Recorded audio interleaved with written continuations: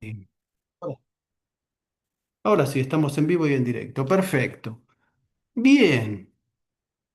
¿Alguna pregunta respecto a la clase anterior? ¿No hay ninguna duda? ¿Todo va marchando perfectamente bien? Bueno, me alegro mucho, me alegro. Le hago Entonces, una consulta, a ver, sí, por favor. perdón. Pasada no me pude y le pedí a mi, ay, tutor me sale, pero no es tutor. Bueno, le pedí para que Director, me pasaran la clase, pero me dijo que no lo habían pasado. Mayra, ¿quién es Mayra? ¿La que habla? ¿Sí? Mayra, ¿vos sos de San Sí, Miguel? yo. ¿Vos sos de San Miguel? No, de Olavarría. Ah, ok, hola Barría. Mirá, el video sube al Drive y automáticamente al otro día lo compartimos. ¿Alguna otra persona de la zona sur que no lo haya tenido? Porque ese lo tiene, lo debería tener Priscila, pero lo vamos a volver a compartir por las dudas, ¿sí? Pero es muy probable que lo tenga Priscila, la coordinadora Bueno, de muchas la gracias. zona. No, por favor, al contrario. Bueno, entonces, como no hay duda, si ustedes son unos fenómenos y estudian y saben un montón, el próximo jueves tenemos un parcial, ¿sí? A pedido de ustedes, que están aprendiendo muy bien, vamos a tener el próximo jueves un parcial, recuerden, es al principio, bueno, media hora, 40 minutos y después continuamos con la clase. Y recuerden, el 24 y el 31 no tenemos clase porque tenemos receso invernal, ¿de acuerdo? Vamos a salir del monte, del Sermón del Monte. Hoy nos toca salir del Sermón del Monte porque ya vimos todo el recorrido, el discurso, ese gran discurso del Señor Jesús, que trasciende épocas, un discurso como jamás alguien haya pronunciado. Y vimos los aspectos de la influencia, del carácter del reino y que todo giraba a un tema fundamental que era el reino, ¿no es cierto? Que es lo que Jesús vino a establecer y a predicar y a enseñar. El sermón en la montaña o en el llano, como dice Lucas, va a terminar con una parábola, que es la parábola de los dos cimientos. Todo el mundo conoce, han escuchado predicar acerca de los dos cimientos, pero vamos a ver algunos aspectos y quiero mencionar algunos aspectos del Señor Jesús que a lo mejor ustedes no lo han tenido en cuenta o no lo han aprendido o no lo han visto así, desde este punto de vista. Ahora, vamos a parafrasear un poquito lo que Jesús dice en esta parábola que es el cierre del sermón en el monte. Con esta parábola termina el sermón en el monte y dice, cualquiera pues que me oye estas palabras, ¿de qué palabras está hablando? Bueno, de todas las palabras que venía pronunciando con las bienaventuranzas, con la influencia del reino, sal y luz, con la ley. ¿Se acuerdan que vimos toda la clase pasada? Entonces, Ujú. cualquiera que me oye estas palabras, y acá hay un detalle muy importante, y las hace, y las hace, lo compararé con un hombre prudente que edificó su casa sobre la roca. Descendió lluvia, vinieron ríos, soplaron vientos, contra aquella casa y no cayó, porque estaba fundada sobre la roca. Y ahora viene la otra parte. Pero cualquiera que me oye estas palabras y no las hace, compararé a un hombre insensato que edificó su casa sobre la arena. Descendió lluvia, vinieron ríos, soplaron vientos y dieron con ímpetu contra aquella casa y cayó y fue grande su ruina. A modo de introducción, para después meternos un poquitito más en esta parábola y en el cierre del Sermón en el Monte. Ustedes saben que el Jesús histórico difiere mucho del Jesús actual. ¿Sabían eso? Nosotros tenemos una imagen del Jesús histórico, vimos las películas, vimos La Pasión, vimos un montón de series, de Chosen ahora, que es muy buena, muy recomendable, ¿no? Acerca de Jesús, pero el Jesús histórico dista mucho del Jesús actual.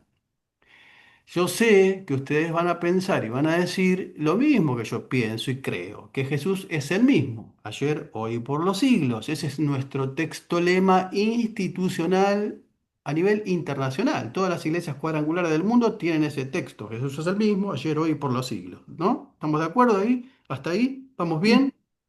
Entonces, Jesús es el mismo, pero no es igual.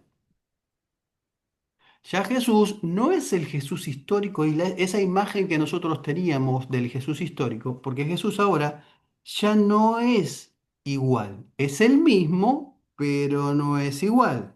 En términos de carácter, grandeza, poder, bonanza, pero no es lo mismo en sus funciones.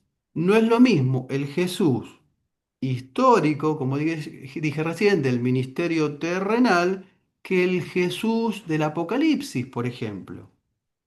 Es totalmente diferente. Ojos como llama de fuego, cabello blanco como la nieve, pies como de bronce pulido, una voz como estruendo de aguas, con una espada aguda de doble filo saliendo sobre su boca, de su boca, quiero decir, y teniendo 7 estrellas en la mano, en su mano derecha. Dicho esto, ahora tengo que decirles algo que a lo mejor a ustedes le cambie un poquito esa visión que tenían del Jesús histórico y de aquella imagen que tenemos de la pasión de trabajando él en la carpintería de su padre. ¿Cuántos vieron La Pasión? ¿Cuántos vieron la de Mel Gibson, la película? Casi todos, ¿no? Una excelente película. Pero bueno. La palabra carpintero, cuando mencionan los evangelios el carpintero, es decir, Mateo dice que es el hijo del carpintero, Lucas dice que es el hijo del carpintero, y Marcos directamente lo llama carpintero, Marcos capítulo 6 dice, se refiere a Jesús como el carpintero, pero ¿por qué? Porque recuerdan que dijimos que los hijos heredaban el oficio de sus padres, ¿no es cierto? Bueno, para esta palabra carpintero, para esta palabra se usa la palabra, esperen que la tengo que encontrar que debería estar acá, porque la administradora, la Hay admini- una imagen, pastor, que está apareciendo ahí. ahí se ve la palabra tectón, ¿pueden verla? Está- ¿Sí o no? sí estaba puesta en la No, pantalla. no, Sí, sí, sí, tectón, pastor, es la palabra Bueno, tectón. perfecto. Esta es la palabra que se usa para carpintero en griego, tectón. ¿Mm? Y tiene definiciones varias definiciones. Pero, esta palabra tectón es muy interesante, salga tectón de acá, es muy interesante, ¿por qué? Porque tiene que ver más con el trabajo de constructor que de carpintería. Si la connotación de esta palabra tiene que ver más con la construcción que un ebanista, ¿ya? Que alguien que trabaja la madera. ¿Se dan cuenta? Cómo cambia. Nosotros tenemos esa imagen de Jesús el carpintero trabajando en la carpintería, pero en realidad tectón tiene que ver con, miren, la palabra tectón tiene que ver más con un artesano de la construcción que más que una persona que trabaja en una carpintería. De hecho, la palabra arquitecto viene de dos palabras. Archos, que es principal, y tectón, obra. Es decir, alguien principal de la obra, el arquitecto, el que asume la responsabilidad de llevar adelante una obra. Yo sé que a muchos de ustedes por ahí les arruiné la imagen de Hollywood que tenían sí, pero en realidad tiene que ver con esto. De hecho, si ustedes analizan los discursos de Jesús, sus enseñanzas, como vamos a ver a lo largo de esta cursada, se van a dar cuenta que Jesús casi nunca, y yo casi muy poco, iba a decir, casi nunca, prácticamente nunca, habla cuestiones de carpintería. Habla el Señor, menciona ejércitos, agricultura, ganadería, pesca, construcciones, pero rara vez lo encuentran al Señor hablando acerca de carpintería. Y en realidad, arquitecto también es, Archi es gran, Tecton es obra o artesano, es el gran artesano, es el gran constructor, y tiene mucho sentido porque él fue el gran constructor de la creación, el gran artesano, si lo podríamos llamar de esta forma, de la creación. Todo lo que vemos, todo lo que entendemos fue hecho por él y para él. Mm. Entonces, vieron, teníamos una imagen tal vez del Jesús de la carpintería y ahora vamos a poder tener una imagen de, o tal vez, posiblemente, y en esto concuerdan algunos biblistas, estudiosos de las escrituras, que podría ser un carpintero, pero de obra, de estructuras.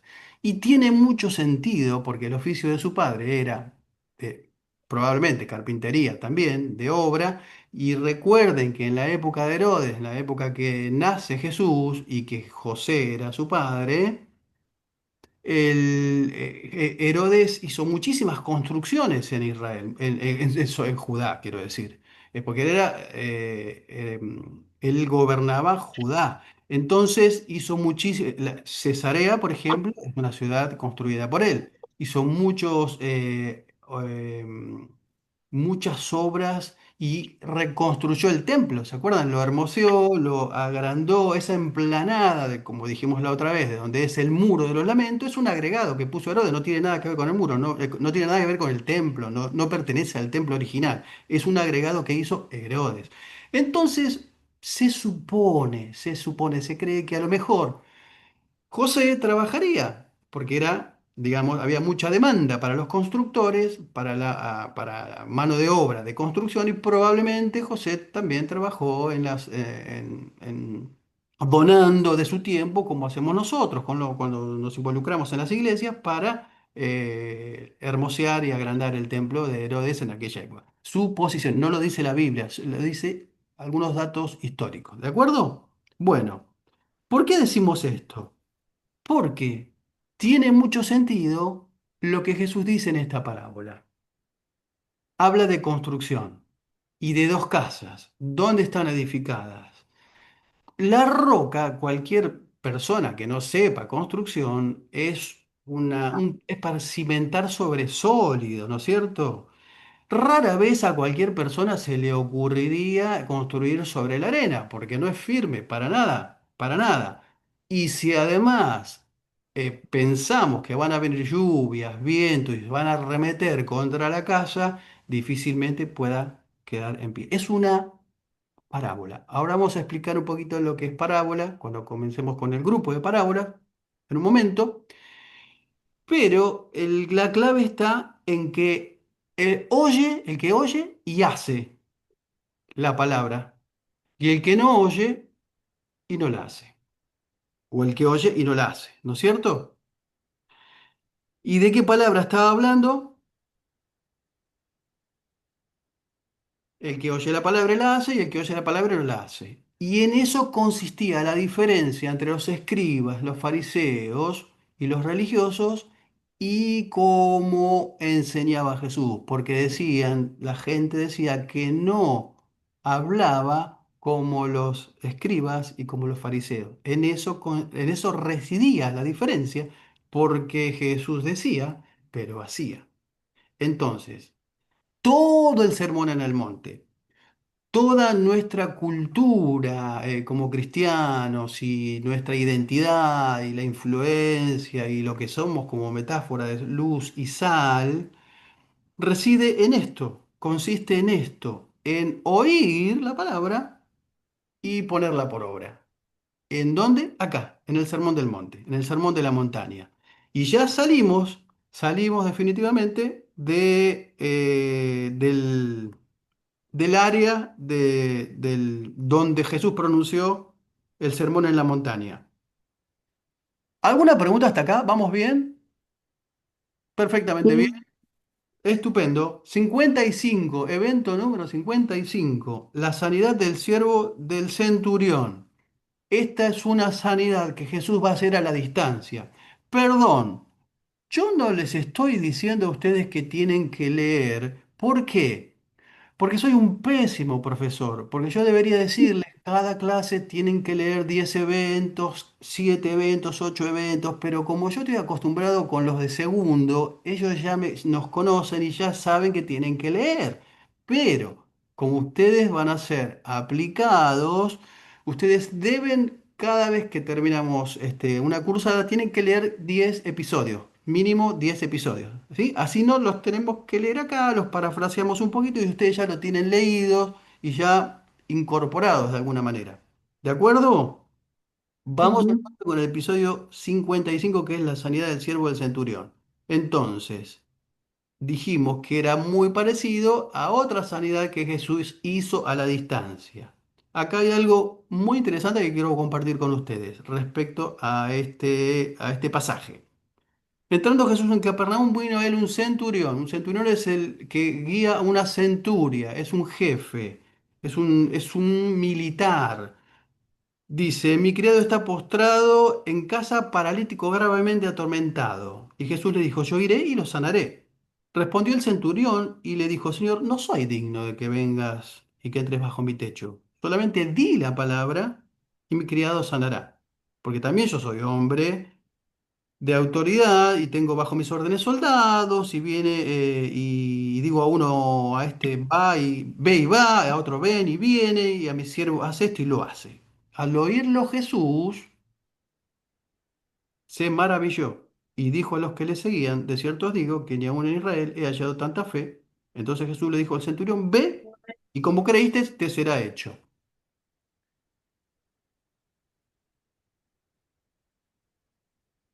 Bien.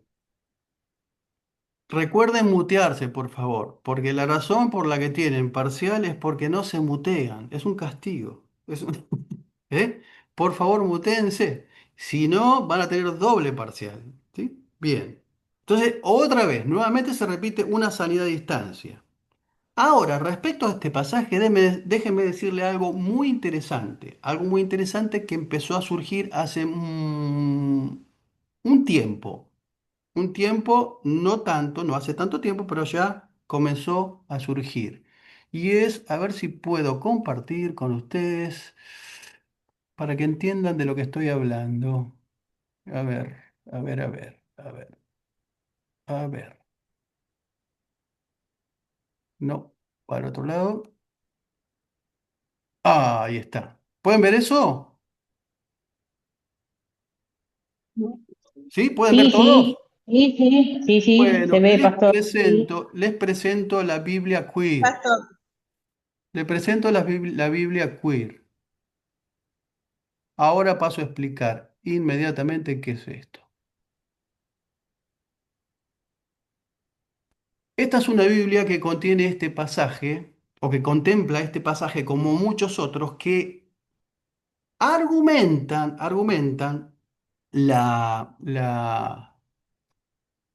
a ver, a ver, a ver,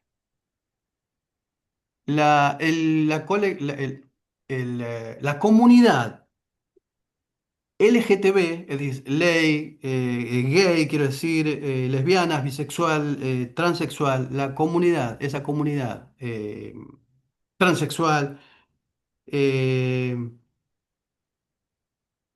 confeccionaron esta Biblia y hay otras más, pero que es para este tipo de personas. Queer significa extraño, inusual, raro. Es la Biblia inclusiva, la famosa Biblia inclusiva. O sea, bienvenido al mundo de las tinieblas literarias, ¿sí? Son argumentos que no sé cómo, son forzados, obviamente que no son mal interpretados, son forzados y quieren justificar su conducta, su forma de vida con las escrituras. Y bueno, ustedes ya saben seguramente que hay iglesias, hay pastores, hay ministros, hay pastoras en esta condición, de esta condición. Bueno, es la filosofía inclusiva.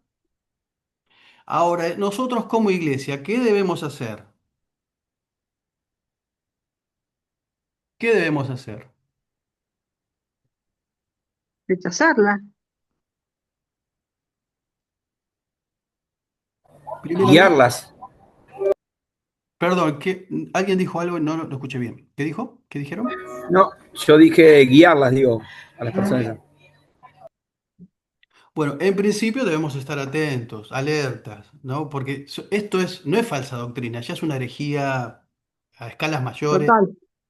eh, y nosotros tenemos que estar muy, muy atentos y sobre todo y fundamentalmente defender nuestra fe. Eso es apología, Ujú. defender nuestra fe. Pero también no tenemos que ser discriminatorios ni crueles con ese tipo de personas. Esas personas necesitan al Señor, pero necesitan al Señor de verdad, no como una excusa para seguir su estilo de vida o su filosofía de vida. Necesitan al Señor para un cambio drástico, rotundo, un verdadero arrepentimiento. ¿Sí? Tenemos que, sobre todo y fundamentalmente, amarlas.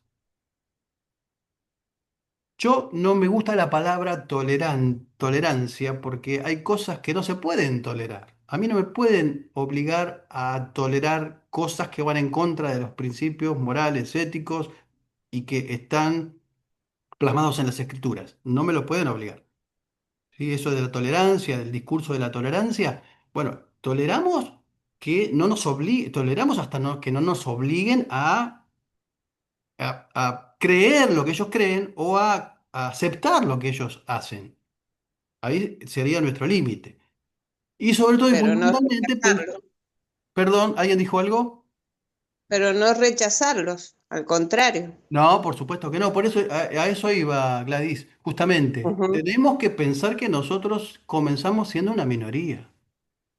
El cristianismo es Amén. una minoría, ¿sí? Y sufrimos la vergüenza, el oprobio, la persecución. Bien, terminamos ahí con este tema y seguimos con el episodio número 56, la resurrección del hijo de la viuda, en Naín. Esta es la primera resurrección que aparece en el ministerio de Jesús terrenal, la primera resurrección, y es a un hijo de una viuda cuyo hijo era hijo único, con lo cual pueden imaginar, pueden pensar en la tristeza y en la desazón y en la falta de esperanza de esta mujer, ¿no? Es interesante la forma. ¿Recuerdan que dijimos que Jesús no hacía un milagro igual a otro? En la Ujú. multiforma del Señor, que el Señor tenía de hacer milagros, y eh, y acá tenemos otro aspecto del Señor.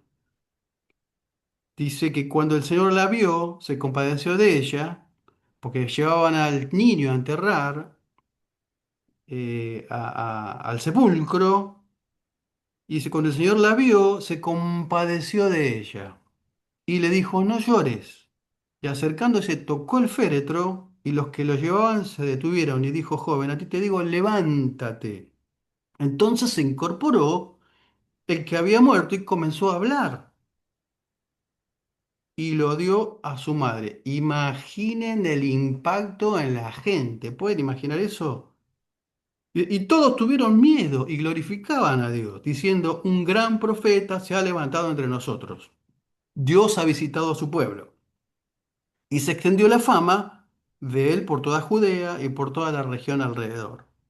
Bien, entonces Jesús va a una boda, hace un milagro para honrar al matrimonio, a la familia, y ahora para devolverle a la mujer que estaba sola, vuelve a honrar a una familia, para que la mujer no esté sola, le devuelve el hijo, devolviéndole la vida.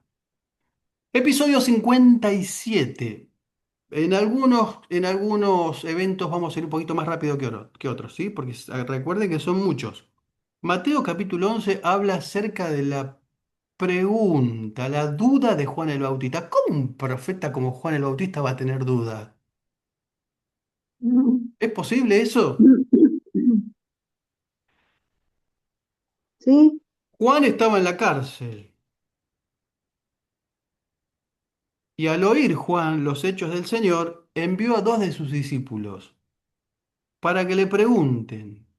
¿eres tú aquel que había de venir o esperamos a otro? Respondiendo Jesús les dijo, id y haced saber a Juan las cosas que oís y veis. Los ciegos ven, los cojos andan, los leprosos son limpiados, los sordos oyen, los muertos son resucitados.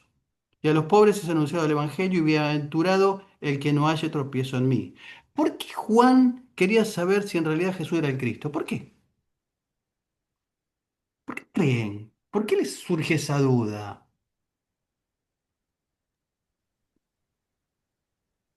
Porque una persona cuando va a morir, cuando está a punto de morir, tiene que saber por quién morir. Miren, hay gente que no sabe ni para qué viven, ni para quién viven. Pero uno, cuando está en situaciones límites, como Juan el Bautista, a pesar de haberlo bautizado, a pesar de haber sabido, a pesar de haber reconocido que era el Cordero de Dios que quitaba el pecado del mundo, ¿Mm? tuvo dudas. Bueno, Y en la vida cristiana, en el peregrinaje cristiano, en nuestra vida, todos tenemos ciertas dudas. Y no está mal eso. Yo prefiero una duda sincera antes de andar confesando cosas que ni siquiera la creemos y la repetimos como loros, ¿no es cierto? Es la duda sincera. Y no hay problema con eso. Entonces, uno para vivir tiene que saber por quién vivir, pero para morir también tiene que saber por quién morir. Juicio a los incrédulos, evento número 58. ¿Qué pasaba con estas ciudades? ¿Qué pasaba? Jesús hacía muchos milagros, muchas señales, muchos prodigios, y no se arrepentían, no creían. Luego Jesús comenzó a denunciar a las ciudades en las que había hecho tantos milagros porque no se habían arrepentido de sus pecados, ni se habían vuelto a Dios. ¿Qué aflicción les espera a Corazín y Betsaida? Dice el Señor. Pues si en las perversas ciudades de Tiro y de Sidón se hubieran hecho los milagros que hice entre ustedes, hace tiempo sus habitantes se habrían arrepentido. ¿Y ustedes, los de Capernaum, serán honrados en el cielo? No, descenderán al lugar de los muertos. Pues si hubiera hecho en la perversa ciudad de Sodoma los milagros que hice entre ustedes, la ciudad estaría aquí hasta el día de hoy. Otra vez el conflicto entre los milagros y el arrepentimiento, ¿vieron? ¿Vieron que se dieron cuenta? ¿Se dieron cuenta que otra vez, otra vez volvemos a... ¿Por qué Jesús hacía milagros? ¿Para qué hacía milagros? Justamente para que la gente reconociera su señorío, se arrepintiera y lo siguiera. Entonces, no es efectivo cuando solamente hay milagros en campañas evangelísticas, en la iglesia, y nosotros oramos por milagros y oramos por milagros y muchas veces oramos por milagros, pero en realidad quiere que les diga una cosa, la iglesia, el libro de Hechos, rara vez oró por milagros. ¿Saben por qué oraba la iglesia en el libro de los Hechos? Oraba por gente, por la predicación del Evangelio. Y Dios añadía milagros. Nosotros oramos por milagros y no vemos muchas veces la cosecha. ¿No? Qué interesante. Bien. Episodio número 59. ¿Me siguen? ¿Vamos bien? ¿Vamos perfectamente bien? sí, Bueno. Ustedes están muy sí. serios. Yo no sé si se están durmiendo, no sé si están jugando a algún jueguito o en realidad me están prestando atención. Yo intuyo, por fe, en fe creyendo, me van siguiendo, Sí, sí. ¿no? No No, lo queremos vamos a ver. interrumpir para que no nos baje la nota, porque no sabemos qué nota vamos a tener, imagínese si nos baja más usted. No, tranquilos, tranquilos, pero a mí me gusta la participación. Cualquier pregunta que tenga, a mí me enriquece, la clase se enriquece, es el aporte para todos, no para, no para que quiere que se conteste una sola pregunta o una pregunta. ¿Bien? cincuenta y Bien. nueve. Invitación a los cansados. En esta ocasión, Jesús hizo la siguiente oración. El Señor hace una oración y habiendo dado gracias, Dice Lucas, dice, mi padre me ha confiado todo. Nadie conoce verdaderamente al Hijo excepto el Padre. Y nadie conoce verdaderamente al Padre excepto el Hijo. Y aquellos a quienes el Hijo decide revelarlos. Y en el 28 es el versículo que nos gusta tanto, que hemos predicado tanto, que hemos escuchado tanto. Vengan a mí, todos los que están cansados y llevan cargas pesadas, y yo les haré y les daré descanso. Pónganse mi yugo, déjenme enseñarles, porque yo soy humilde y tierno de corazón, y encontrarán descanso para el alma, pues mi yugo es fácil de llevar y la carga que les doy es liviana. Por eso, por eso, cuando nosotros decimos hasta dónde seguimos con este conflicto, hasta dónde seguimos con este problema, hasta dónde vamos a llegar, vamos a morir en el intento, esta presión es demasiado fuerte, demasiado larga, demasiado eh, Mm, pesada, acá el Señor amigo, dice que yo en realidad no lo es. Dice que es la carga que Él da, es liviana, la carga que Él da es liviana. Ahora, el Señor propone un intercambio, ¿se dieron cuenta? ¿Cuál es el intercambio? Ustedes me dan la carga y yo le doy descanso. Mire qué negocio. Es un negocio fantástico. Eso de no poder dormir de noche. ¿Cuántos no pueden dormir de noche? Levanten la mano. ¿Cuántos, cuántos padecen de insomnio? ¿Cuántos? Bueno, perfecto. Bueno, eso de no poder dormir de noche no es para cristianos. ¿Sabían? Es lo que yo pensaba en una época. Flo había entrado en una etapa donde no podía descansar, de noche no podía dormir, y bueno, y tomaba té de tilo, y oraba, y té de tilo, y oraba, y demás. Había dejado de tomar mate por las tardes. Y yo decía, ¿cómo puede ser posible que no pueda dormir? Si ella tiene problema para dormir, yo tengo problema para despertarme. O sea, no puede ser, no puede ser. Hasta que un día, ella ya dormía normalmente y me tocó a mí esa situación. mm, ¿Y qué pasa cuando no podemos dormir? Nos ponemos a pensar en cosas. Y cuando dejamos de pensar en cosas, lo mejor es empezar a pensar en personas. Y cuando pensamos en personas, pensamos, digo bien, en personas, lo mejor es orar por esas personas. Es muy probable, es muy posible que el Señor nos inquiete y no podamos dormir porque tengamos que orar por ciertas personas.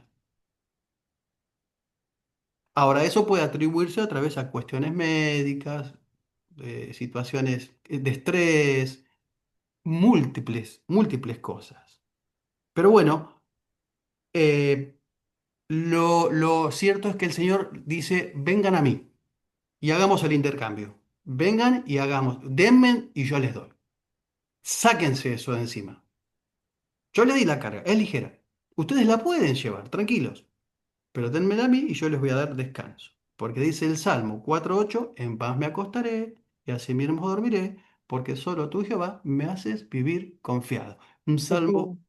precioso que todo el mundo debería recitárselo a los Conocer. niños antes de dormir. Todo el mundo. Salmo Bueno, 4:8. Salmo 4:8. sí, Pastor, si me Sí, permite hacer un comentario, como usted dijo, hay otras cuestiones, ¿no? Y que sí, abarcan las cuestiones biológicas claro. que transcurrimos las mujeres y los hombres también cuando empezamos con la premenopausia, andropausia, los hombres. Dejamos de segregar ciertas hormonas que son las que nos permiten descansar.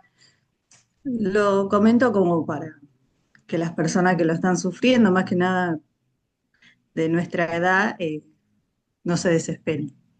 Es perfecto, Mariela. Perfecto, perfecto el aporte. Sí, sí, sí. Yo mencioné causas médicas, pero obvié las biológicas. Claro, sí, sí, sí, sí. Hay circunstancias y momentos en la vida.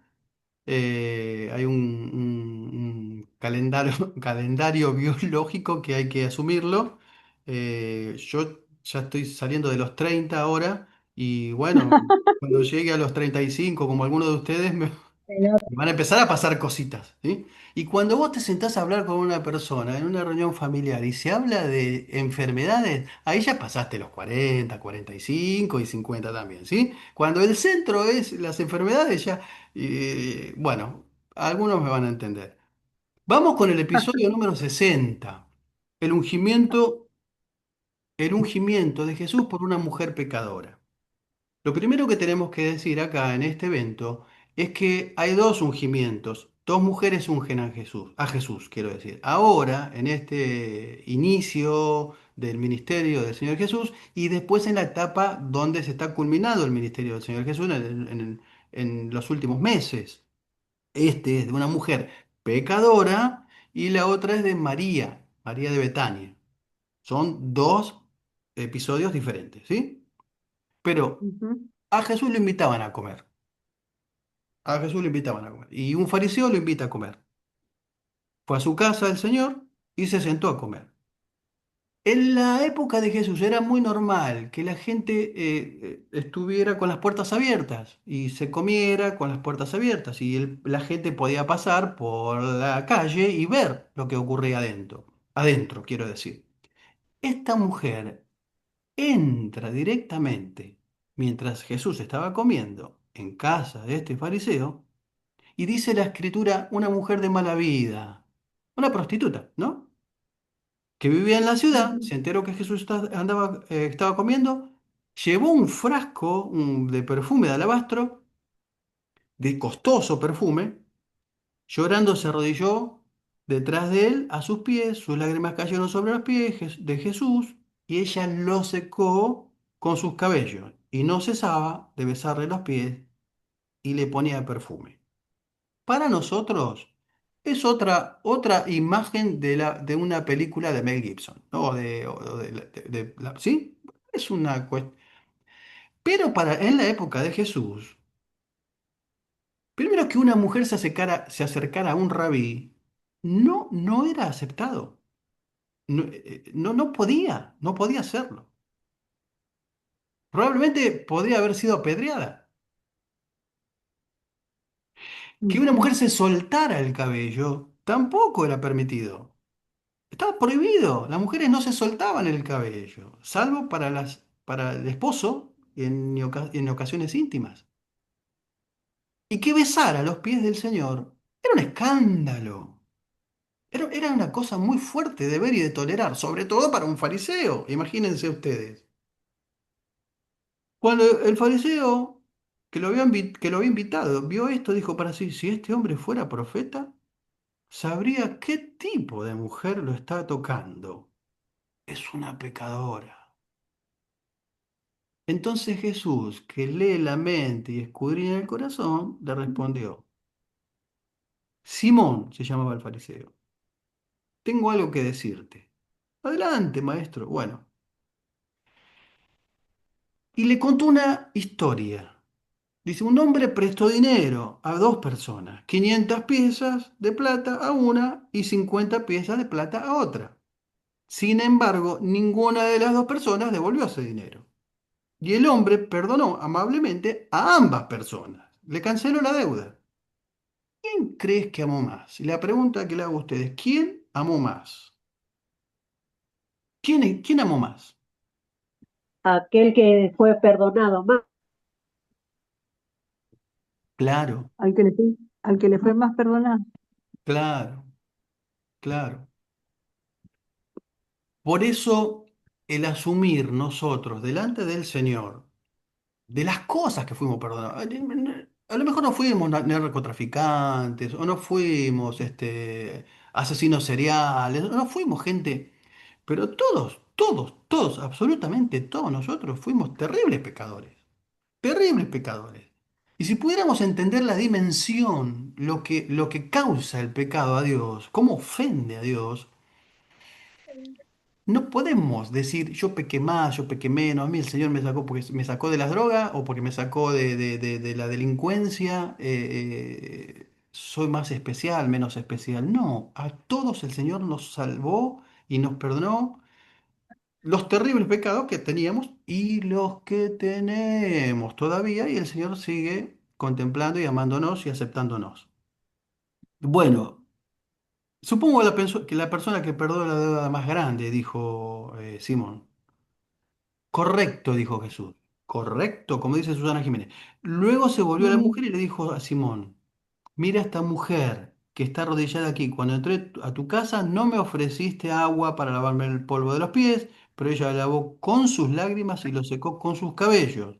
Tú no me saludaste con un beso, pero ella desde del momento en que entré no ha dejado de besarme los pies. Tú no tuviste la cortesía de ungir mi cabeza con aceite de oliva, pues ella ha ungido mis pies con el perfume exquisito. Te digo que sus pecados, que son muchos, han sido perdonados.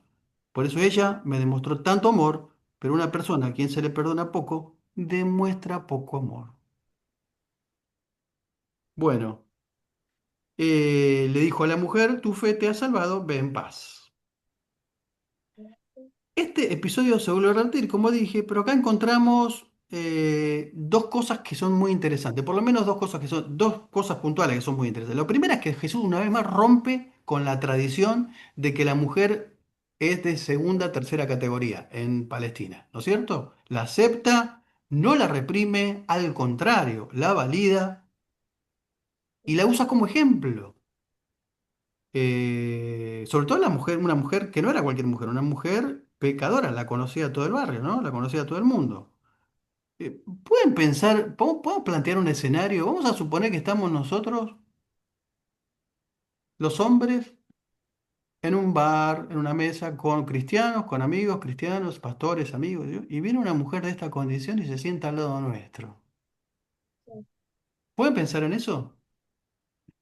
Porque necesita ayuda, necesita administración, está desesperada. ¿Qué haríamos nosotros? ¿Y cuál sería la actitud del resto? ¿Sería de sí. juzgar? ¿Sería de que no es correcto? ¿Pueden pensar en eso? ¿Qué hacemos? Ujú. Y nos juntamos todos y oramos por la mujer. Lo menos que podemos hacer, ¿no es cierto? Ujú, Bueno, más allá de lo que Jesús permite que la mujer le haga, ¿no? En jugar sus pies con el cabello suelto, besarle los pies, el relato recae más en la reacción del fariseo que lo que hace la mujer. Pero vemos una vez más aquí el Señor poniendo en escena la importancia de la mujer y cómo el Señor le da valor. Bueno, listo. Los fariseos en realidad lo que ocurría es que, y ahora vamos a ver más adelante, cuando empiezan a discutir y a contender con el Señor, no estaban preparados para ver eso. En su mundo no podían concebir que algo así ocurriera. Vamos con el 61, otro viaje por Galilea. Otro de los viajes, otra recorrida del Señor por Galilea. Dice, poco después Jesús comenzó un recorrido por las ciudades y aldeas cercanas, predicando y anunciando la buena noticia acerca del reino de Dios. Miren qué interesante, por eso lo leo este pasaje, porque es muy interesante lo que revela. Miren qué interesante. Llevó consigo a sus 12 discípulos junto con algunas mujeres que habían sido sanadas, algunas mujeres que habían sido sanadas de espíritus malignos y enfermedades. Entre ellas estaban María Magdalena, de quien él había expulsado 7 demonios, Juana, la esposa de Chuza, administrador de Herodes, Susana y muchas otras que contribuían con sus propios recursos al sostén de Jesús y sus discípulos. Miren qué interesante, dice algunas y muchas. Eso quiere decir, ¿qué cosa? Que estamos en el marco de otra cosa escandalosa, que mujeres, algunas y otras muchas, seguían a Jesús y además lo sostenían su ministerio, aportaban. Y hay una persona acá interesante, que es Juana, esposa de un administrador de Herodes, es decir, una esposa de un hombre que trabaja para el gobierno, es decir, una persona de influencia. ¿Se dieron cuenta? Otra vez, una vez más, nosotros cuando pensamos en los viajes de Jesús, en las recorridas, en lo que todo, lo que hace Jesús, siempre estamos pensando que está alrededor de los 12, y la vemos mayormente en las películas también, que están en los 12, pero no siempre están los 12. En ocasiones están los 12, en ocasiones están los 3, en ocasiones tiene tiempo íntimo o para ciertos eventos con los 3, los separa aparte, para algunos eventos especiales, está con los 12, pero además hay un marco de seguidores de Jesús que no los vemos todo el tiempo, pero que evidentemente están. Bien, vamos con el 62 y el 63. Vamos a matar dos tiros de un solo pájaro, o dos pájaros de un solo tiro. Sanidad de un ciego y la acusación de Jesús que echa fuera demonios por Belcebú. Dos episodios que están unidos. Llevaron entonces a Jesús un hombre ciego y mudo, que estaba poseído por un demonio. Y Jesús sanó al hombre, para que pudiera hablar y ver. La multitud quedó llena de asombro y preguntaba, ¿será posible que Jesús sea el hijo de David, el Mesías? Pero escuchen, cuando los fariseos oyeron el milagro, dijeron, con razón puede expulsar demonios. Si él recibe su poder de Satanás, el príncipe de los demonios. Y como Jesús conocía el pensamiento de ellos, le contestó, todo reino dividido contra sí mismo es asolado y toda ciudad o casa dividida contra sí misma no permanecerá. Si Satanás expulsa a los demonios por Satanás, está dividido y pelea contra sí mismo. Su propio reino no se ve. O sea, algo de sentido común, ¿no es cierto? Algo como ridículo, ¿no? Lo que están planteando ellos, pero acá vamos viendo que es muy evidente que hay una cierta envidia, hay un resentimiento, miren qué palabra interesante, resentimiento de los religiosos hacia Jesús. Y se revela acá lo que comúnmente se llama, lo que normalmente se llama el pecado imperdonable. El pecado imperdonable es este, es la blasfemia contra el Espíritu Santo. Y acá Jesús lo menciona. Dice, el que no está conmigo, a mí se opone. Y el que no trabaja conmigo, en realidad trabaja en mi contra. Por eso les digo, cualquier pecado y blasfemia puede ser perdonado, excepto la blasfemia contra el Espíritu Santo, que jamás será perdonada. El que hable en contra del Hijo, el que hable en contra del Hijo, puede ser perdonado, pero el que hable contra el Espíritu Santo jamás será perdonado, ya sea en este siglo o en el venidero. Es lo que se conoce como el pecado imperdonable. Blasfemia es insulto, injuria, es estar en contra, ¿no? Algunos afirman que ese y el rechazar a Jesús también es el pecado imperdonable. Pero acá yo hago una salvedad, porque eso es relativo, porque rechazar a Jesús puede ser temporal. Es decir, vieron que hay gente que no acepta, le predican el evangelio. De hecho, hay ateos que han sido terribles opositores de la cruz, del evangelio, de la Biblia, y se han convertido. Así que los rechazaron en algún momento, pero en algún momento Dios los tocó, usó un instrumento para predicarles y se convirtieron, ¿no es cierto? Bueno.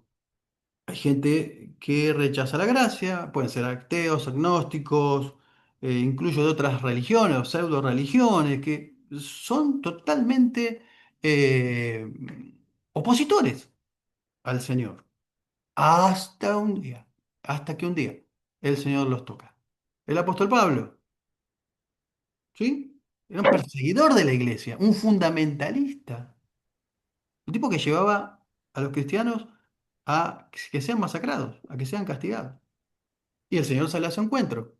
Y de la misma forma y de la misma manera que tenía pasión por perseguir a cristianos, es la misma pasión que utilizó para predicar el Evangelio y para escribir sus cartas. Bueno, Josh McDowell, un ateo también, que en la facultad, en la universidad, el tipo hablaba y quería refutar a las escrituras y terminó escribiendo uno de los tratados más hermosos que yo uso para esta materia, que es Evidencia que exige un veredicto. Se convirtió al Señor, siendo un ateo acérrimo, ¿no? Bien, 64. ¿Vamos bien?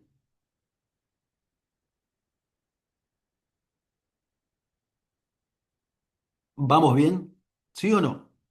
Vamos bien. Lo damos por sentado. 64, episodio 64. Condenación a los que buscan señales. Algunos maestros de la ley se acercaban a Jesús para decirle, Maestro, queremos que nos muestres alguna señal milagrosa para probar tu autoridad. ¿No? Miren qué interesante. O sea, nosotros no estamos de acuerdo con vos. O sea, nosotros para nada estamos, pero nosotros queremos ver, vos sos el mago, ¿no? El mago de turno. A ver, haceme algo de magia, convenceme, como si Jesús fuera un milagrero. ¿Y qué le contesta Jesús? Solo la generación maligna y adulta le exigirá una señal milagrosa, pero la única que les daré será la señal del profeta Jonás. ¿Cuál era la señal del profeta Jonás? ¿Qué le ocurrió al profeta Jonás?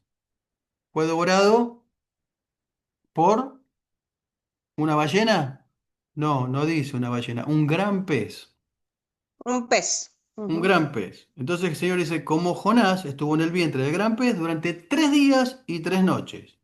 Así el Hijo del Hombre estará en el corazón de la tierra durante 3 días. Está hablando de la resurrección. La señal que van a tener ustedes es cuando termine mi ministerio y sepan y entiendan y vean que voy a resucitar al tercer día. ¿Qué nos enseña la señal del profeta Jonás? El mayor milagro después de la encarnación de Jesús. El mayor de los milagros. Es decir, la resurrección de Cristo. Con esto tenemos que deducir, ¿vieron? Que se estudia por deducción la escritura. La escritura, la Biblia explica Biblia. Con eso tenemos que deducir y llevar al razonamiento que Jonás murió en el vientre de la ballena. No estuvo desmayado, no estuvo. Si Jesús murió y resucitó, y esa era la señal de Jonás, entonces Jonás murió en el vientre de la ballena. Fue eh, eh, expulsado, dije ballena, ¿no? ¿Vieron cómo nos pega a veces? El gran pez, el gran pez. Fue expulsado por el gran pez y resucitó, porque esa era la señal de Jonás, la resurrección. No ballena, el gran pez. Bueno, vamos a entrar ahora en un episodio muy interesante, que es la familia de Jesús, de la que se habla muy poco, se predica muy poco, se enseña muy poco, sobre los parientes, porque tenía parientes Jesús, tenía familia como nosotros, ¿no? Entonces el episodio 65 habla de la madre y los hermanos de Jesús. El famoso episodio donde lo buscan a Jesús y le dicen, tu madre y tus hermanos están acá afuera y te quieren hablar. Jesús había estado en un lugar enseñando, un lugar donde no entraba absolutamente, estaba abarrotado de gente, y dice algo muy interesante, Marcos. Dice que estaba en una casa y las multitudes empezaron a juntarse nuevamente. Y que ni él ni los discípulos encontraron un momento para comer. Es el mismo episodio. Entonces, cuando le dicen que la mamá y los hermanos te quieren hablar, el Señor le dice, ¿quién es mi madre y quiénes son mis hermanos? Extendiendo su mano hacia sus discípulos, dijo, he aquí mi madre y mis hermanos, porque todo aquel que hace la voluntad de mi Padre, que está en los cielos, este es mi madre, mi hermana y mi hermano. ¿Qué revela este pasaje acá? ¿Qué es lo que revela?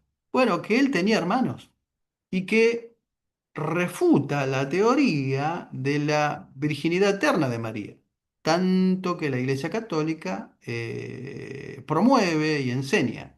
¿Por qué? Porque se habla, recuerden, siempre hablamos y lo mencionamos también, el unigénito de Dios, Cristo, el Jesús, el unigénito de Dios y el primogénito de José y María. Cuando se dice el primogénito de José y María es porque el primero, el primogénito es el primero, pero después hubo un segundo, un tercero, un cuarto, un quinto y no sabemos cuánto. Por lo menos cuatro hermanos y hermanas se mencionan. Tienen que saber los nombres de los hermanos, ¿sí? Bueno, y acá viene algo muy interesante, porque dice, cuando dice que ni él ni sus discípulos encontraron un lugar para comer, cuando sus familiares oyeron lo que sucedía, Marco 3:20, es esto, intentaron llevárselo. Escuchen esto con atención. Intentaron llevárselo, diciendo, está fuera de sí. En otras palabras, está loco, está loco. Ahora, uno puede tener gente que no lo quiera, o puede tener oposición, o puede tener gente que que no le caiga a uno muy simpático, pero que tu mamá, tu propia madre, piense de vos que estás loco. ¿Cuántos tienen problemas familiares? Levanten la mano.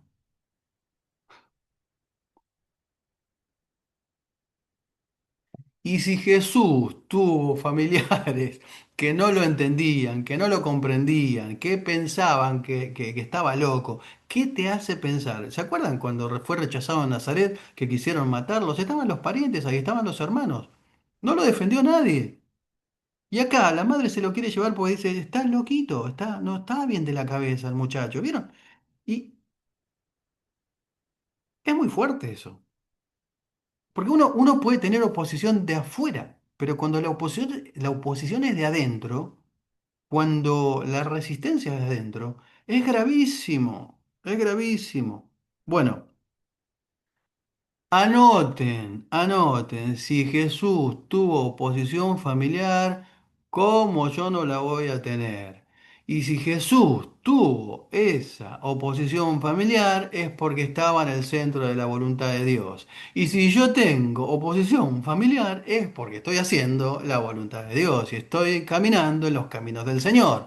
Le guste a mis familiares, a mis amigos o a quien sea o a quien le guste, yo sigo haciendo la voluntad del Señor, a pesar de la oposición de mi familia. ¿Cuántos dicen amén?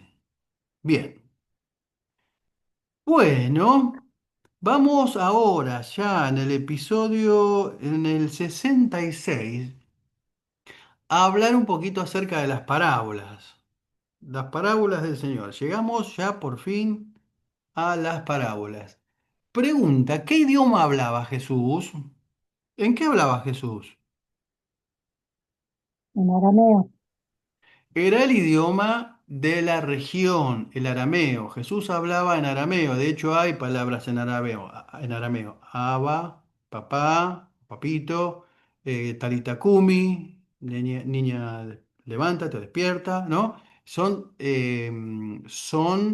palabras en arameo. Ahora, Jesús manejaba muy bien el arameo, hablaba muy bien el arameo, que era el idioma regional, pero también sabía de hebreo, porque era el idioma litúrgico, era con el idioma que había sido escrita la Torá, ¿sí? Los salmos, y es el idioma de, de culto, digamos, de sinagoga, era el hebreo. Pero también se cree que Jesús sabía algo de griego, porque también era un idioma universal. El griego como el inglés ahora. Bueno, y entonces el método parabólico era el método favorito de Jesús para enseñar. Ahora vamos a ver un grupo de 9 parábolas, 10 con la que vimos con la de los cimientos. Vamos a ver un grupo de 9 que están en el libro de Mateo. Y tenemos que entender, y bueno, yo me estoy anticipando, me estoy adelantando un poquito, pero ustedes van a ver esto muy detenidamente, detalladamente, cuando vean en hermenéutica. Cuando vean en hermenéutica van a ver los recursos gramaticales de las escrituras, y en este caso de Jesús. Jesús usaba metáforas, parábolas, proverbios, hipérbole, como vimos los otros días. ¿Para qué? Para transmitir verdades y principios universales para la vida diaria, para la práctica de vida, ¿no? La definición para parábola es parabolé, parabolé, es la palabra en griego parabolé, y es una narración ficticia, sentido figurado, comparación, refrán, símbolo. Pero la definición más sencilla para entender qué es parábola, no se hagan mucho drama con esto, es una historia, es el relato de una historia terrenal con significado espiritual o celestial. ¿Sí? Ahora, esto que les voy a decir es muy interesante, lo van a reforzar en hermenéutica. Es sumamente importante a la hora de interpretar parábolas dejar de lado las doctrinas. No se, la parábola, no, la parábola, digo bien, no es para extraer doctrinas. Y tienen que tener de cuenta que por definición, por lo general, son lecciones prácticas y no se puede espiritualizar cada detalle de la parábola. Normalmente tiene una verdad central, una o dos, no más que eso. Pero no se puede, no se puede espiritualizar cada detalle, ¿no? Por ejemplo, eh, a ver, el buen samaritano, el vino, el aceite, el mesón, el mesonero, no se puede espiritualizar cada cosa, tiene una verdad central, ¿sí? Por ejemplo, el amor al prójimo, acá, o dos, no más que eso. Repito, no me quiero meter en otra materia, no me corresponde, pero es importante porque muchos se predican parábolas y extraen doctrinas de ahí. Por ejemplo, Rico y Lázaro, por definición es una historia de ficción, Dios mío. ¿de acuerdo? ¿Estás hablando? Poneme, por favor. Bueno, Poneme y después pediré disculpas que he llegado muy tarde a trabajar. eh, recuerden mutearse porque esa es la razón por la cual tienen parcial, ¿eh? Acuérdense, es el castigo. Va. Esta es la parábola, nosotros la conocemos como la parábola del sembrador, ¿no es cierto? Todo el mundo la conoce como la parábola del sembrador. Pero en realidad podría bien llamarse la parábola de los cuatro terrenos, ¿no es cierto? Recuerden, ustedes, no sé si ustedes lo saben, pero yo no sé si los mencioné, pero lo repito, y arriesgo a repetir, arriesgo a ser repetitivo, quiero decir, las separaciones y los títulos de las escrituras no fueron inspiradas por Dios, fueron puestas en el siglo XIII y después siguieron hasta el siglo XVI, poniéndole títulos y separaciones. La escritura se escribe y se leía de corrido, no había separaciones. Entonces, los títulos que le ponen no son inspirados. Por eso les digo que bien podría llamarse, en vez de la parábola del sembrador, la parábola de los cuatro terrenos, porque acá lo importante, o una de las cosas importantes es, sí, Dios es el sembrador, la semilla es la palabra de Dios, Jesús la explica, pero es muy importante los terrenos, los cuatro diferentes tipos de terrenos, ¿no? Bueno. El escenario y el marco donde el Señor pronuncia esta parábola es en la playa. Había mucha gente y comenzó a enseñar, dice el evangelista. He aquí el sembrador salió a sembrar y mientras sembraba, ¿qué pasó? Sembraba semilla, cayó junto al camino, vinieron las aves, la comieron, parte cayó en pedregales, donde no había mucha tierra, y brotó pronto porque no tenía profundidad de tierra porque no tenía, pero salido el sol, perdón, se quemó porque no tenía raíz. Y parte cayó entre espinos. Y los espinos crecieron y la ahogaron. Pero parte cayó en buena tierra y dio fruto a cual 100, a cual 60 y a cual 30 por uno. El que tiene oídos para oír, oiga. Esta frase con la que termina acá, el que tiene oídos para oír, oiga, es del estilo de Jesús. O sea, es una forma de decir, bueno, no hay, ¿vieron? No hay peor ciego que el que no quiere ver. Y en realidad no nos está diciendo, no nos está recordando que tenemos oídos, que tenemos orejas. No está diciendo, lo que está diciendo es que tenemos que usarlo. Y esta frase, el que tiene oídos para oír, oiga, aparece 8 veces en los evangelios y aparece 8 veces en el libro de Apocalipsis. Sobre todo en las iglesias, en las 7 iglesias. Es decir, 16 veces Jesús pronuncia el que tiene oídos para oír, oiga. ¿Cuál es el propósito de las parábolas? Dijimos que uno del método preferido de Jesús era enseñar por parábola. Ustedes vieron cómo el Señor toma una historia de la vida cotidiana, algo que todo el mundo puede entender, pero a la vuelta, a la curva en la parábola, ¿no?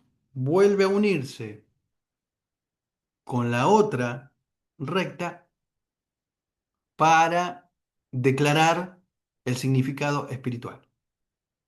¿Cuáles son el propósito de las palabras, de las parábolas? Perdón. Porque le preguntan a los discípulos, bueno, ¿por qué hablas en parábolas? ¿Por qué le hablas en parábolas a la gente? Y Jesús le dice lo siguiente, miren, a ustedes se les permite entender los secretos del reino, pero a otros no. Entonces, el propósito de las palabras, de las parábolas, quiero decir, en principio parece discriminatorio. ¿Se dieron cuenta? Eso está acá, ¿eh? En Mateo capítulo 13. Dice el Señor, a los que escuchan mis enseñanzas les darán más comprensión y tendrán conocimiento en abundancia, pero a los que no escuchan se les quitará lo poco que entienden. Por eso uso parábolas, pues ellos miran, pero en verdad no ven, oyen, pero en realidad no escuchan ni entienden. De esta forma se cumple la profecía de Isaías que dice, cuando ustedes oigan lo que digo, no entenderán. Cuando vean lo que hago no comprenderán, pues el corazón de este pueblo está endurecido, engrosado, dice otra versión, y sus oídos no pueden oír, y han cerrado los ojos, así que sus ojos no pueden ver y su corazón no puede entender, y no pueden volver a mí para que yo los sane. Bueno, a simple vista nos podemos dar cuenta que Jesús está tratando con dos tipos de públicos, ¿no? Uno es Unos son los discípulos, sus seguidores, aquellos que ansían y anhelan aprender, tienen los oídos atentos, están prestos, le dan la atención al Señor, y están los otros, los que se oponen al Señor. Bu- Como dije antes, vamos a ver la cantidad de veces que Él refuta a los fariseos, contiende con ellos. Esta parte está hablándole a esa clase de gente. Por más que yo les diga, por más que yo les hable, no van a escuchar. Tienen los oídos cerrados, tienen el corazón endurecido, se cerraron. Bueno, Es como, es como que sabían todas las escrituras, pero no tenían el mover del Espíritu de Dios para poder entenderlas. bueno, en principio, pero en realidad lo que estaban esperando es otro tipo de Mesías. Claro. Lo que Israel estaba esperando es un Mesías libertador en lo bélico y en lo económico, no en lo espiritual, Ujú. por una cuestión de interpretación o de mala interpretación. Bueno, Jesús explica la parábola del sembrador. La parábola del sembrador y la parábola de la cizaña son las únicas dos parábolas que Jesús explica. Del trigo y la cizaña, quiero decir. Bueno, a ver, a ver, a ver. Ustedes ya seguramente saben cómo es la explicación. Cuando uno oye la palabra del reino, no la entiende, viene el malo, la arrebata, que fue sembrado en su corazón. Este es el que fue sembrado junto al camino. La primera. El que fue sembrado en pedregales, este es el que oye la palabra al momento la recibe con gozo, pero no tiene raíz en sí, sino que es de corta duración, pues al venir la aflicción, la persecución por causa de la palabra, luego tropieza. Y que fue sembrado entre espinos es el que la oye, que oye la palabra, quiero decir, pero el afán de este siglo y el engaño de las riquezas ahogan la palabra y se hace infructuosa. Entonces, por eso yo decía que bien podría llamarse la palabra los cuatro terrenos, porque de los cuatro es uno solo el que en realidad es el fértil, el de la buena tierra. De modo que nosotros podemos predicarle a muchísima gente, pero cualquier agricultor se da cuenta que si no está el sustrato, si no está la tierra fértil, se dieron cuenta que no pasa absolutamente nada. Por eso dice el Señor, el que tiene oídos para oír, oiga. Dice, el de buena tierra es este el que oye y entiende la palabra y da fruto. ¿Cuánto fruto da? Produce a 100, a 60 y al 30 por uno. Bueno, este breve análisis de la parábola lo primero que podríamos decir es que la semilla es importante, que es la palabra de Dios, es sumamente importante, pero también es importante el terreno. ¿Cuántos pastores predican cada domingo y la gente no entiende absolutamente nada? ¿Cuántos? ¿Pero es porque porque el pastor predica mal? ¿O porque mezcla 400 versículos? ¿Es por eso o es porque la gente en realidad tiene otra disposición? ¿Se dieron cuenta que el terreno fértil es el corazón y es ahí donde si la persona no está abierta, la palabra no puede hacer efecto? Bueno, otra cosa muy interesante que me pareció muy interesante que la anoté acá, que la gracia del Señor, de la semilla esparcida, se esparce a pesar del terreno. En Palestina, la semilla era muy cara, muy cara. Por eso es extraño, es raro que el sembrador siembre en cualquier tipo de terreno, porque es muy cara, muy preciada. Es la palabra del Señor, ¿no? Estamos hablando de la palabra del Señor. Pero sin embargo, esta gracia divina hace posible que a todo el mundo le llegue la palabra, más allá del terreno que tiene, más allá de la disposición del corazón que tiene, ¿no? Eso demuestra el profundo amor de Dios. Y vieron que la semilla es la misma, la semilla es la misma, es una semilla. La diferencia no está en el mensajero ni en el mensaje, sino en el que lo oye, en el que oye, quiero decir. Y si los números no me fallan, lo anoté acá para no olvidarme, tres cuarta parte del mundo no están oyendo la voz de Dios, es decir, la palabra de Dios. El 75% está perdiendo el mensaje. No es que falten oídos, no se usan para Dios.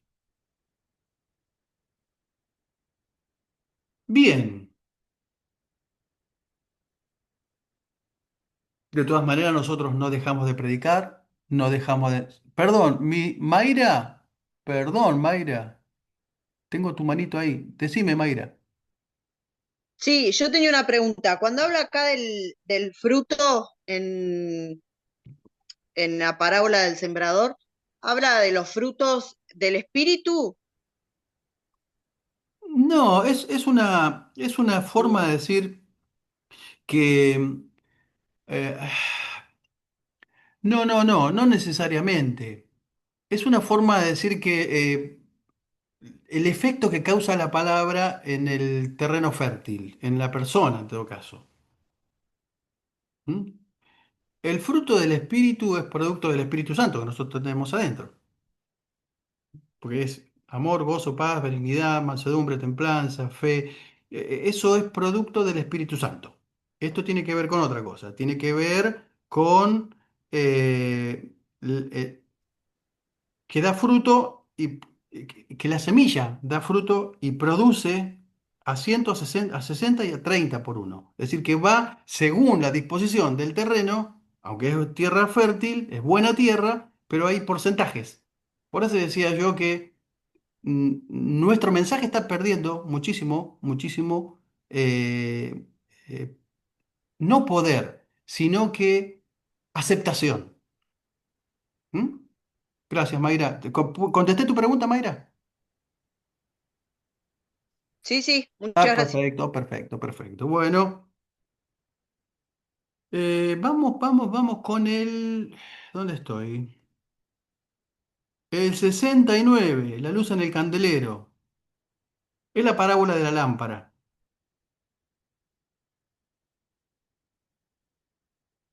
Jesús les preguntó, ¿acaso alguien encendería una lámpara y luego la pondría debajo de una canasta o de una cama?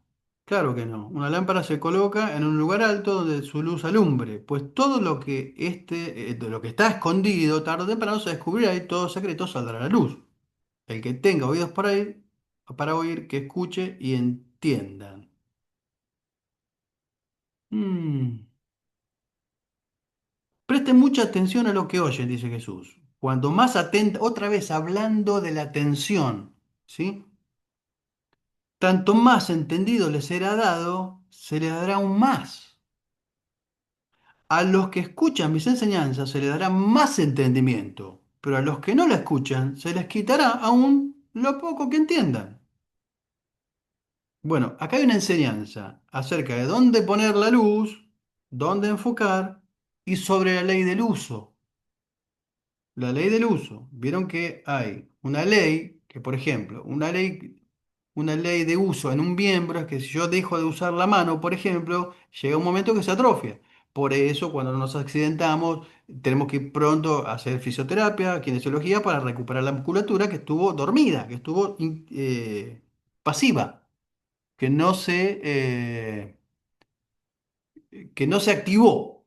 Y eso después trae una consecuencia al traumatismo que tuve.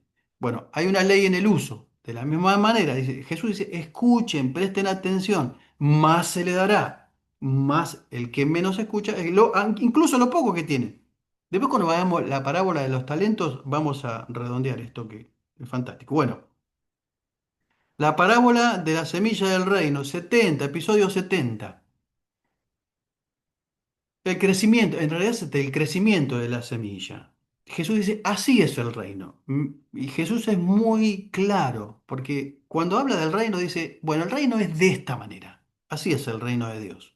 Como cuando un hombre echa semilla en la tierra y duerme y se levanta de noche y de día y la semilla brota y crece sin que él sepa cómo. Me encanta este detalle. Crece sin que él sepa cómo, porque de suyo lleva mucho fruto la tierra, primero hierba, luego espiga, después grano y lleno en la espiga, perdón, y cuando el fruto está maduro, enseguida se mete la hoz porque la siega ha llegado. Bueno, la importancia de sembrar, dice, sin que él sepa cómo. ¿Se acuerdan lo que dijo el apóstol Pablo? Yo planté, Apolos regó, pero el crecimiento lo ha dado Dios. De modo que ni el que planta ni el que riega es algo, sino que es Dios el que da el crecimiento. Es una ley, es una ley. Entonces, ¿qué nos corresponde a nosotros en el reino? Sembrar, sembrar. No nos corresponde a nosotros el tema del crecimiento. Lo que nos corresponde a nosotros es el tema de la siembra, porque es Dios el que da el crecimiento. Mi padre, hace muchos años, le cuento esta historia rápido, rápido, rápido. Hace muchos años dejó una Biblia en una casa, en un hogar en la ciudad de Concordia. Y no fue más para aquel lado, porque no fue un viaje misionero, fue un viaje, pero bueno, no me acuerdo muy bien, honestamente, por qué fue, pero fue a esa casa y dejó una Biblia. Era gente conocida. Bueno, hoy hay una iglesia en esa casa. Ahora, noten que tal vez mi viejo no tenía idea de lo que iba a ocurrir en esa casa, pero sembró. Y así muchas veces nosotros sembramos en el reino, pero dejamos el crecimiento al Señor, sin saber cómo. Ahí está la clave, sin saber cómo. Es un principio de siembra. Nosotros nos encargamos de sembrar, sin saber cómo, Dios da el crecimiento. Bueno, la parábola del trigo y la cizaña, episodio número 70. Recuerden que es un grupo de 9, 10 parábolas, ¿no? Y dice Jesús otra vez, el reino de Dios es ¿cómo? ¿Cómo? ¿Cómo es el reino de Dios? Es como un agricultor que sembró buena semilla en su campo, pero aquella noche, mientras los trabajadores dormían, vino su enemigo, sembró hierbas malas entre el trigo y se escabulló. Cuando el cultivo comenzó a crecer y a producir grano, la maleza creció. Los empleados del agricultor fueron a hablar con él y le dijeron, Señor, el campo donde usted sembró, la buena semilla está lleno de maleza. ¿De dónde salió? Eso es obra del enemigo, exclamó el agricultor. ¿Arrancamos la maleza? No, contestó el amo. Si lo hacen, también arrancarán el trigo. Dejen que ambas crezcan juntas hasta la cosecha. Entonces le diré a los cosechadores que separen la maleza y atenlos en manojos y las quemen, y que pongan el trigo en el granero. Bueno, todo el mundo sabe lo que es la cizaña, ¿no? Han escuchado hablar acerca de la cizaña. Es Su interesante porque... esposa, Sí, pastor, sí. su esposa compartió un video acerca del trigo y la cizaña Ah, cuando tuvimos la materia con ella. ¿qué materia tuvieron con ellos? Perdón. ¿Pedagogía? Ah, ¿cómo? ¿Pedagogía? ¿Qué materia?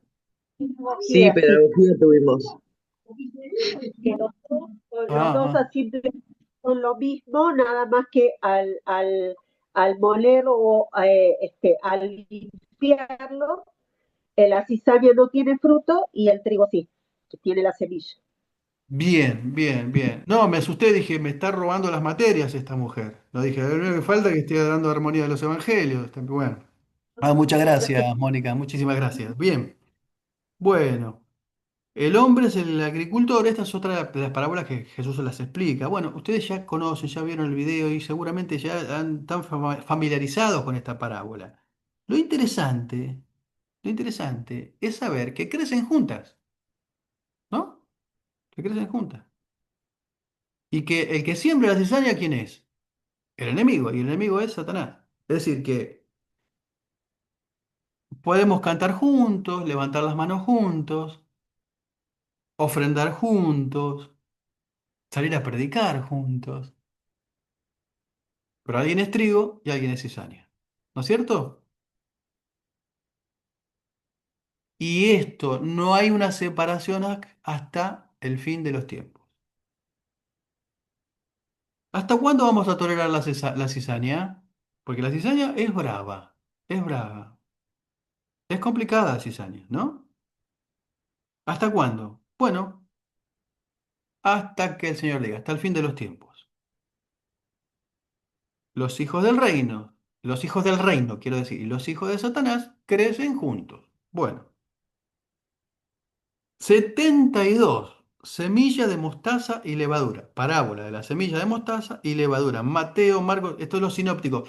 De hecho, no se los dije, pero yo, como ustedes son muy inteligentes, lo di por sentado, pero te lo tengo que decir, porque por algo estoy enseñando.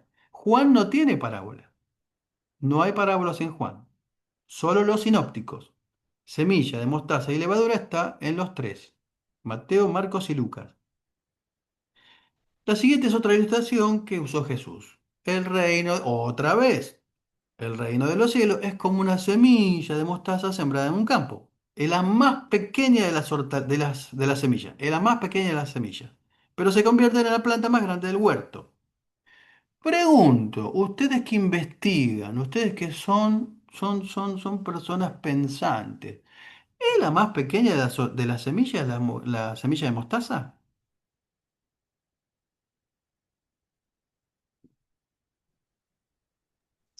No, Claro, no lo es. ¿Qué utiliza acá? Qué recurso está utilizando Jesús, gramatical acá Jesús? La hipérbole, la exageración. ¿Sí? ¿Se acuerdan cuando decía el Señor, si tu ojo te es ocasión de caer, quítatelo?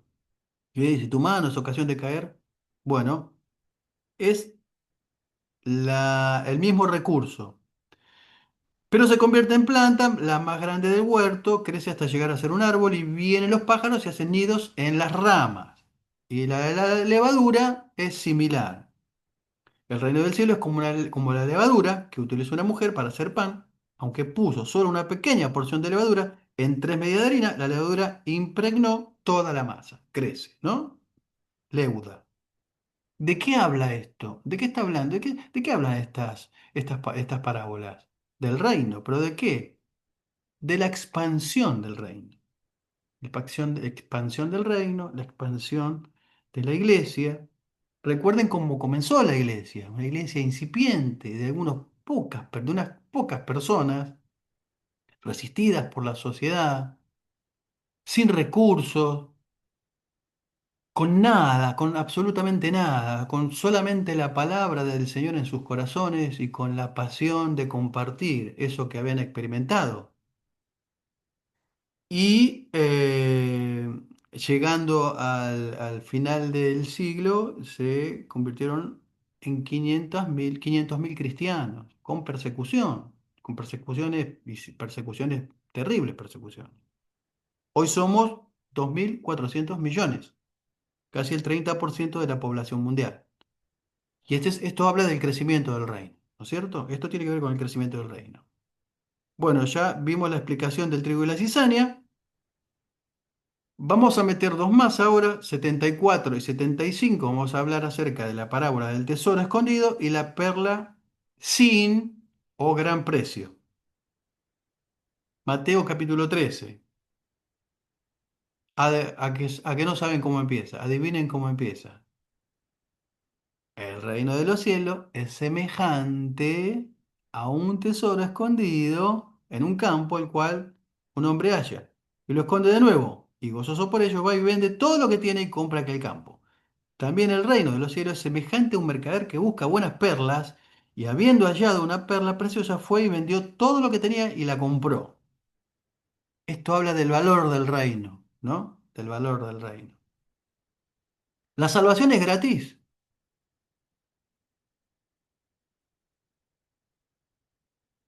Sí,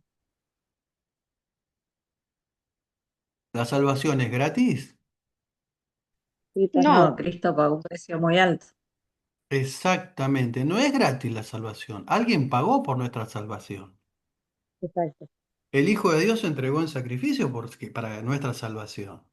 La salvación no es gratis. Para nosotros es gratis, pero a Dios le costó nada más y nada menos que la vida de su Hijo. La vida de su Hijo. Nada más y nada menos. Bueno, la parábola de la red, episodio 76. También el reino del cielo o de los cielos es como una red de pescar que se echó al agua y atrapó toda clase de peces. Cuando la red se llenó, los pescadores la arrasaron a la orilla, se sentaron agrupados y agruparon los peces, buenos en cajas, pero desecharon a los que no servían. Así será el fin del mundo. Los ángeles vendrán y separarán a los perversos de los justos y arrojarán a los malos al horno ardiente donde habrá llanto y rechinar de dientes. Esto habla de la exclusividad del reino. El reino es exclusivo en este sentido, porque al final de las épocas, va a haber un juicio final. Esta red atrapó toda clase de peces, se nos dice, y se separaron los buenos de los malos. Entonces, en el juicio final va a haber una separación de los justos y de los injustos, ¿no?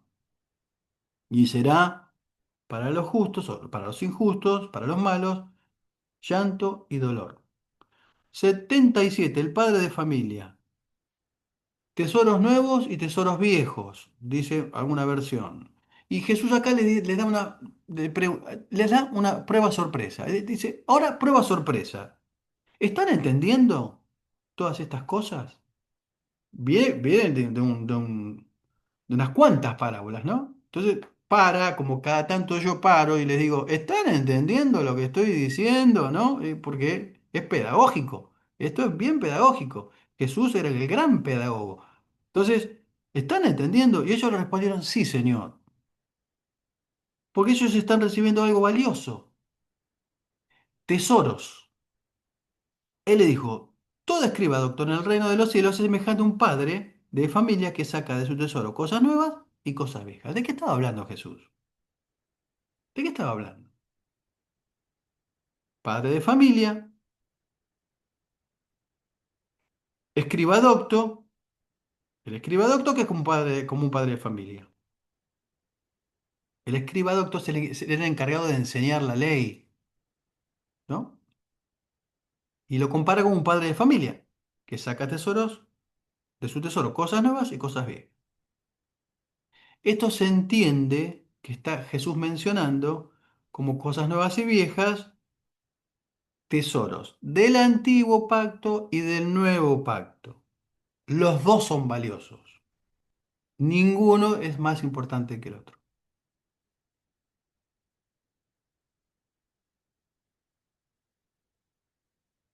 ¿Vamos bien hasta acá?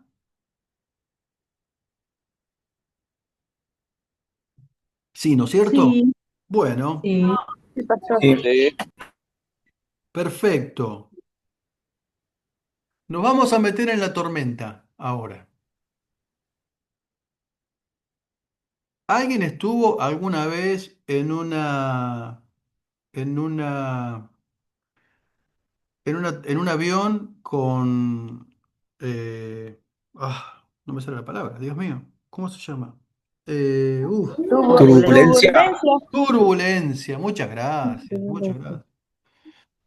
¿Alguno estuvo alguna vez en un avión en alguna turbulencia? Bueno, Sí,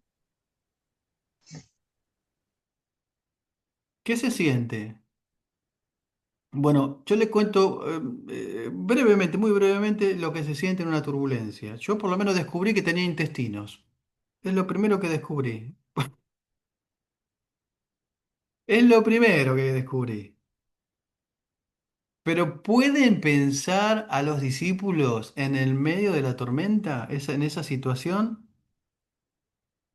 Contexto.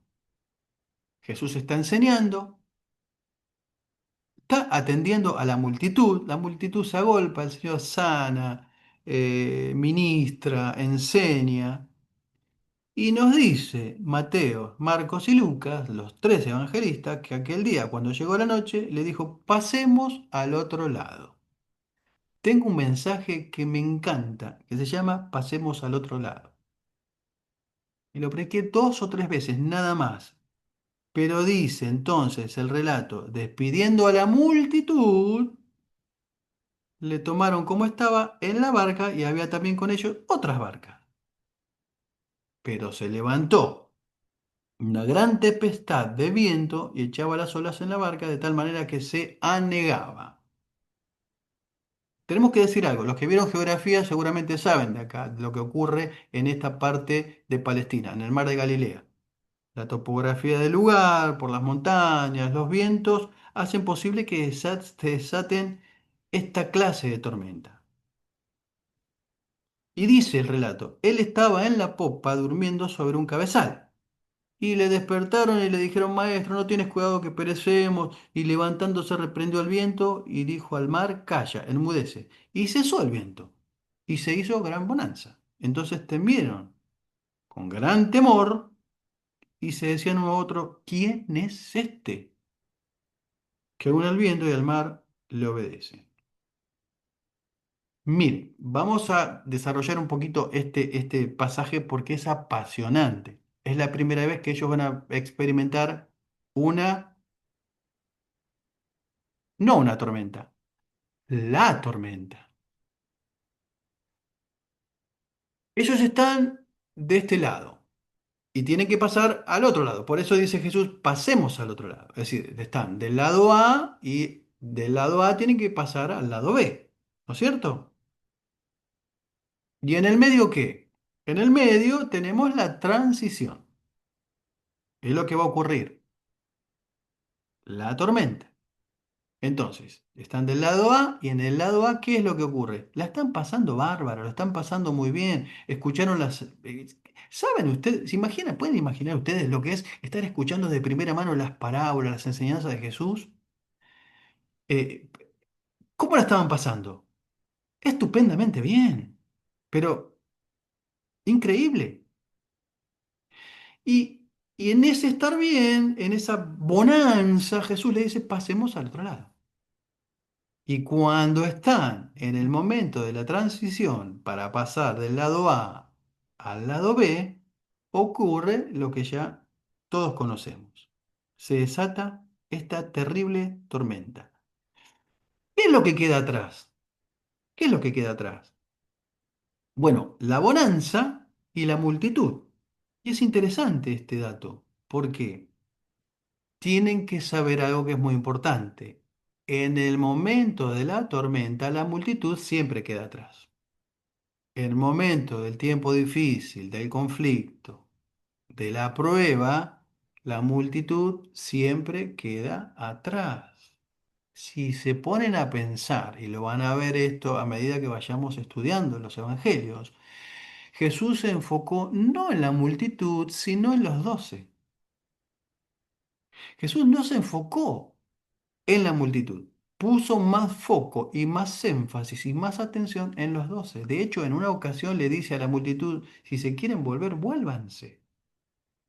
Y dice Juan que ya no lo seguían como antes, cuando les recriminó que lo seguían por los panes y por los peces. Y después le redobló la apuesta a los discípulos y dijo, si ustedes también se quieren ir, pueden volverse. Pero es importante entender y saber que en el ministerio y en la vida diaria, la multitud queda atrás y vos te quedás en el medio de la tormenta con tu alma y con el Señor. Y eso es más que suficiente. Ahora, ¿qué estaba haciendo el Señor? ¿Qué dice el relato? ¿Qué hacía el Señor? ¿No les parece extraño que Jesús estuviera durmiendo? Bueno, a mí no me parece extraño. ¿Saben por qué? Porque el Señor era humano, tan humano como divino.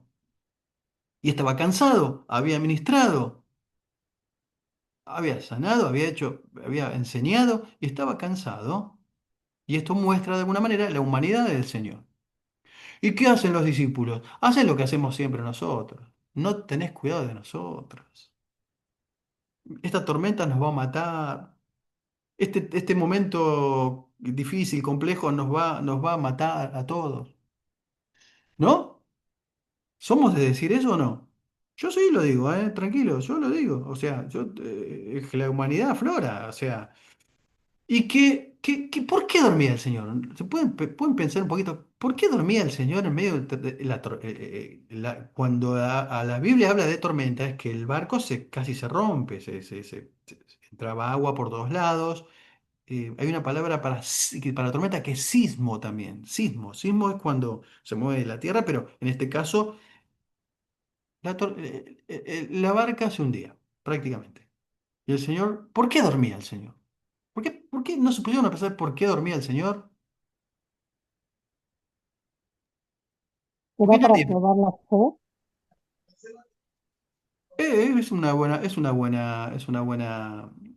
Un buen punto. Pero yo creo que nadie puede descansar en un momento así si no sabe lo que va a ocurrir. Nadie puede estar tan tranquilo, dormir plácidamente si no sabe lo que va a ocurrir. Por eso, cuando hablamos del descanso, en fe creyendo, este problema que tengo se va a solucionar. Y si no se solucionará mañana, pero el descanso es fundamental. Y ahí está el Señor descansando. Los discípulos lo recriminan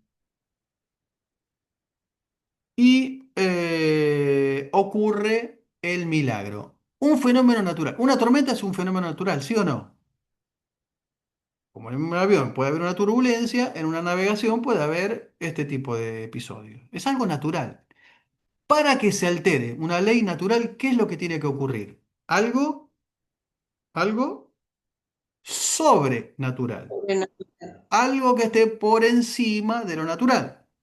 la tormenta está acá, y algo por encima, que es lo sobrenatural, hace posible que la tormenta cese. Es decir, que el creador de la tormenta, el que hizo posible que estos fenómenos atmosféricos existan, solamente él podía haber hecho este milagro. Y le dijo qué cosa, cómo fue que se calmó la tormenta, qué utilizó el Señor para que se calme la tormenta. La reprendió. La palabra, la palabra. Ujú. Calla, enmudece, ¿no es cierto? Y se Ujú. hizo gran bonanza.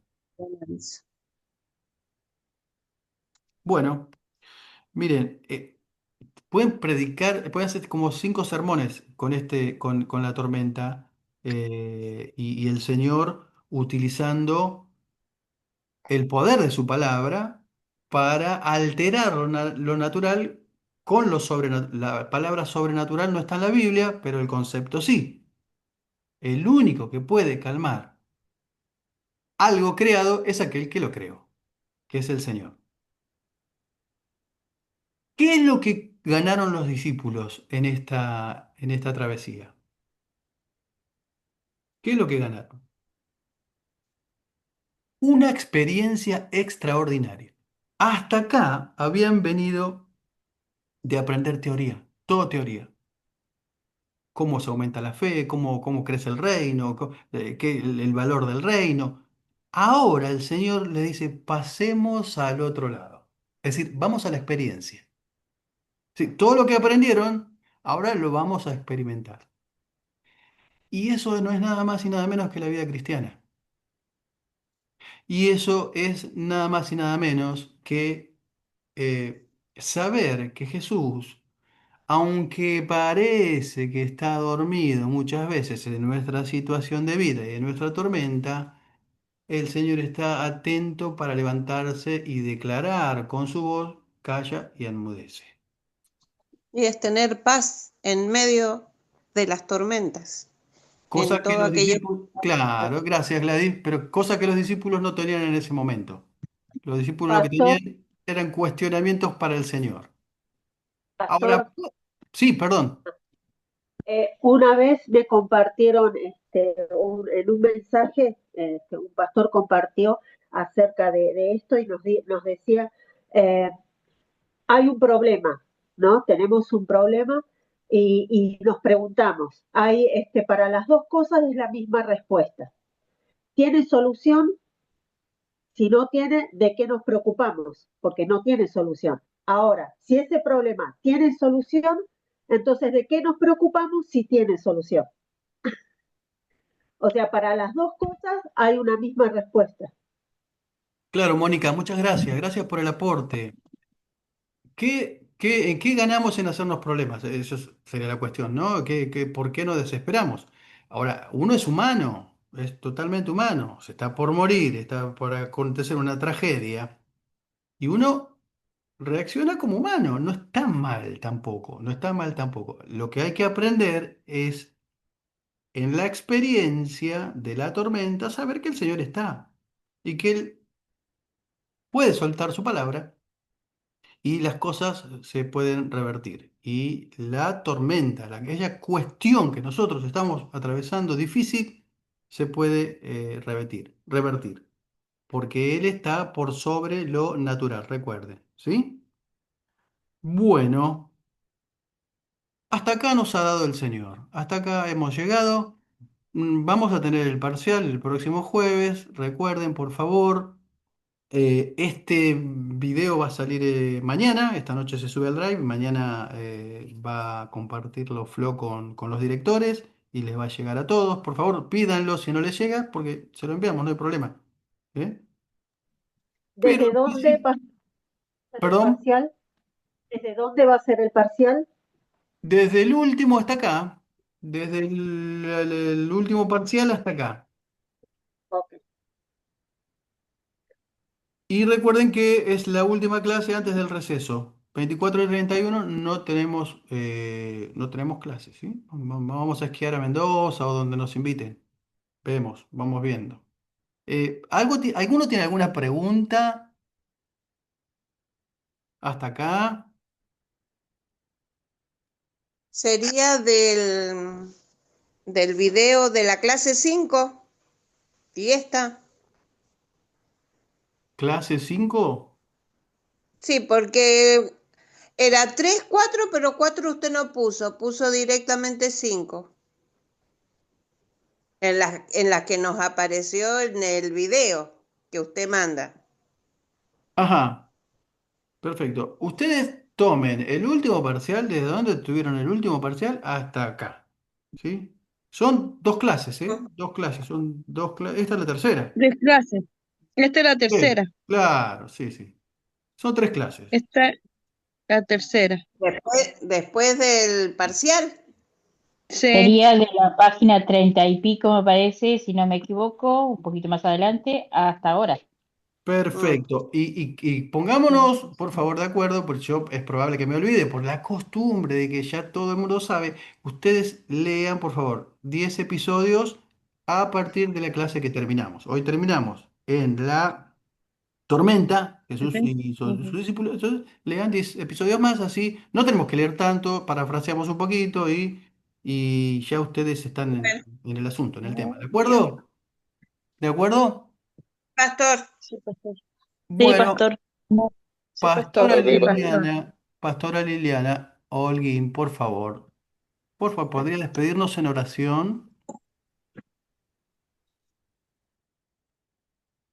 Ahí está.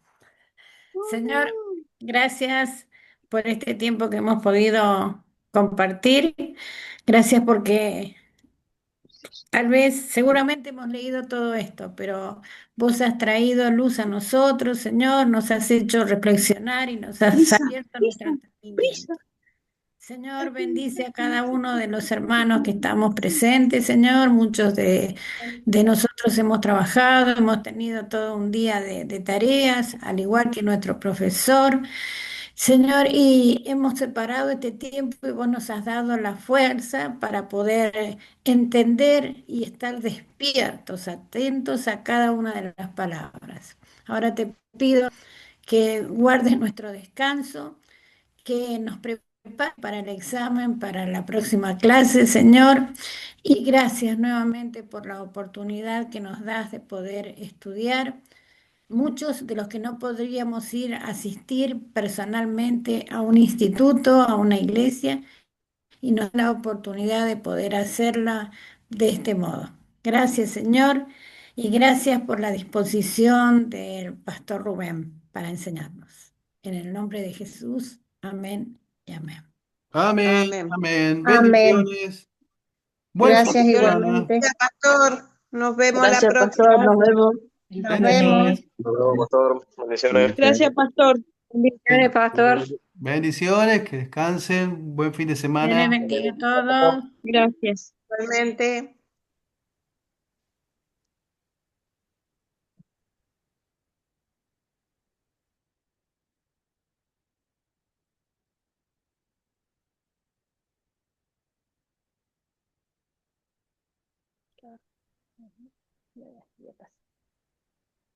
Ya pasa, ya pasa.